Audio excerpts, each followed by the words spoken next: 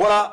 Donc, au passage, on va dire un bonjour particulier à Sonny Onimboté, qui est donc celui qui tient très fort et qui soutient notre Fatilou national, désormais grosse star mondiale. On parle de Cyber 1 avec tout le monde. Et c'est donc Curtis Kake qui... Keke, c'est Kake Curtis Kake. Voilà. Il n'y a que sur ça. Il y a que. Ça suffit, Ben. Ben arrête. Non, je me rasais. Arrête. Alors, Curtis Kake, bonjour. Bonjour. Comment allez-vous? Très bien, la pleine forme. Est-ce qu'on peut vous interviewer avec un langage internet?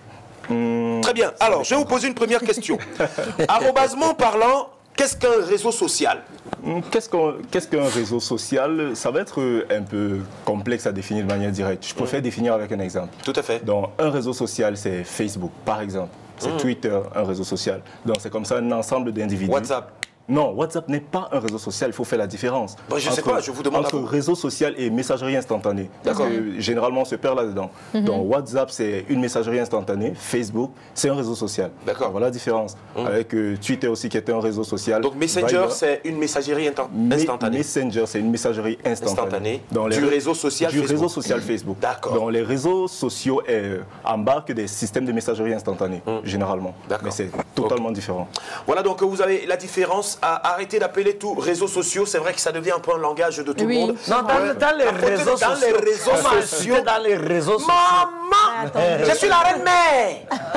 La maman. Francis. Salut. Francis. Arrête, il faut arrêter d'être macho comme ça. C'est pas possible. Non. Arrête d'être macho. Bon, on est calme. Voilà. Je quitte l'émission. Non. Alors, les apports des réseaux sociaux. Les réseaux sociaux ont des avantages vraiment considérables. Oui. Donc, on peut comme ça, sur les réseaux sociaux, renouer des liaisons avec des personnes qu'on a perdues. Donc, la proximité, on peut étendre ses activités donc pour les particuliers, faire de la publicité, se vendre, se faire connaître. Et pour les personnes comme moi, plus que vous, pratiquement, on peut se regrouper, faire des chats groupés, donc être vraiment en contact, se détendre et partager ses centres d'intérêt. Très bien. Alors, il y a beaucoup de personnes qui font beaucoup de choses sur les réseaux sociaux sans toutefois prendre acte de l'impact que cela peut avoir auprès de ceux qui observent donc cela. Mais est-ce qu'il n'y a pas de mise en garde? C'est extrêmement important. Oui. Parce qu'en général, on s'attarde sur le côté distraction, sur le côté visuel de la chose, mais on néglige beaucoup d'aspects. Par exemple, un des cas très fréquents sur les réseaux sociaux, c'est le vol d'identité. Le vol d'identité. Le vol d'identité.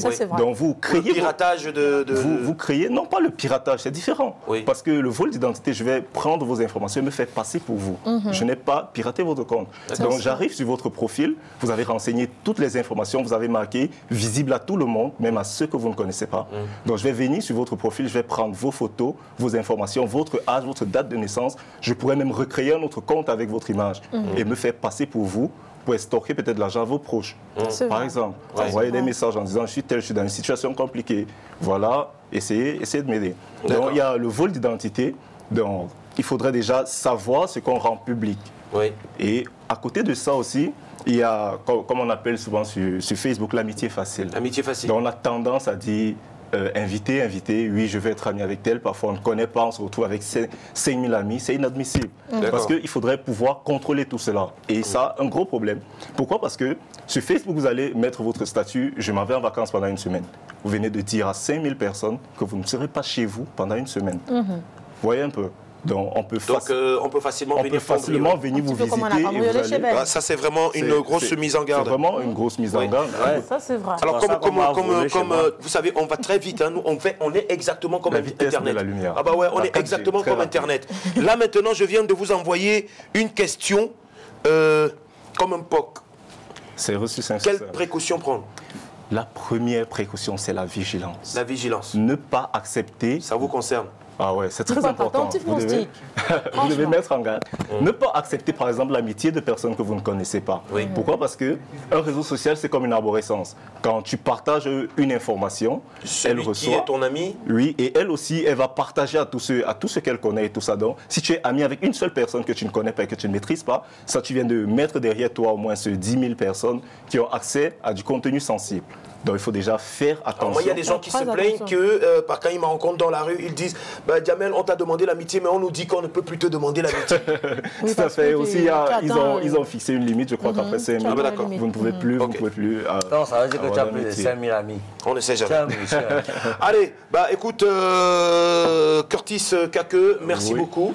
Bah, tu reviendras quand même. Bien sûr, tous les mercredis, je suis là. Et avant de partir, je tiens à rappeler, en fait, nous sommes une communauté qui s'appelle le CID.